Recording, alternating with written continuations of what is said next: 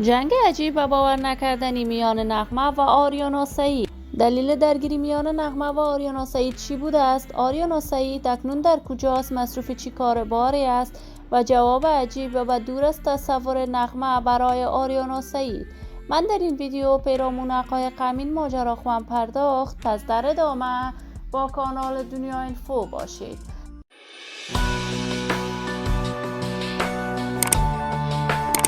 سلام و سلامتی نثار هر یک از شما همراهان خوب کانال دنیا اینفو. من مروارید عزیزی هستم. برای حمایت از من علامت سابسکرایب را فشار دهید تا ویدیوهای دیگر کانال دنیا اینفو را از دست ندهید. آریانا سعید یک تن از هنرمندان برجسته، یکی از چهره‌های مشهور و سرشناس در هنر موسیقی افغانستان بوده است و علاقه‌مندان و منتقدان هنری بیشماری دارد. آریانا مانند ستاره درخشان در هنر موسیقی افغانستان می درخشد. آریانا سعید از سن نوجوانی دوست داشت هنرمند شود، ولی در آن زمان مخالفت‌هایی از طرف خانواده‌اش باعث می شد که آریانا سعید آواز نخواند. اما بعد از آن که آریانا سعید از نامزد اولش جدا شد و قناعت خانواده‌اش را حاصل کرد، به هنر موسیقی روی آورد. اکنون آریانا سعید مبدل به ستاره درخشان در هنر موسیقی افغانستان است. بانو آریانا سعید یک مدت طولانی می شود کاملا از کارهای هنر آوازخوانیش به دور است و در کشور امریکا مصروف کارهای سیاسی خود می باشد. جدیداً تصاویر آریانا سعید و بانو نغمه در صفحات مجازی دست به دست می شود که این دو درگیری لفظی انجام دادند، اما تاکنون معلوم نیست دلیل درگیری میان نغمه و آریانا سعید چی بوده است.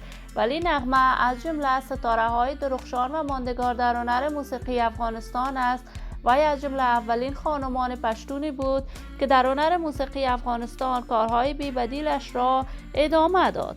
آریانا سعید اکنون در دبی است و قرار است رستوران بزرگ به نام خودش بسازد. ما آرزوی موفقیت، کامیابی و سعادت برای این همه هنرمندان موفق و توانای کشور خود از بارگاه عزت الله یزال تمنا داریم و در انتظار نشر تازه ترین کارهای هنری از این هنرمندان برجسته کشور خود خواهیم بود. همراهان و دوستان نهایت ارجمند کانال دنیا اینفو، شما هم نظریات نیکتان را در بخش کامنت با من شریک بسازید.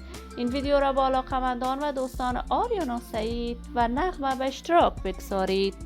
اگر تا هنوز عضو کانال دنیا اینفو نشدید، پس برای عضویت با این کانال علامت سابسکرایب را فشار دهید تا ویدیوهای دیگر کانال دنیا اینفو را از دست ندهید. تا درودی دیگر، تمام شما خوبان را به الله منان سپرده موفق و کامیاب باشید.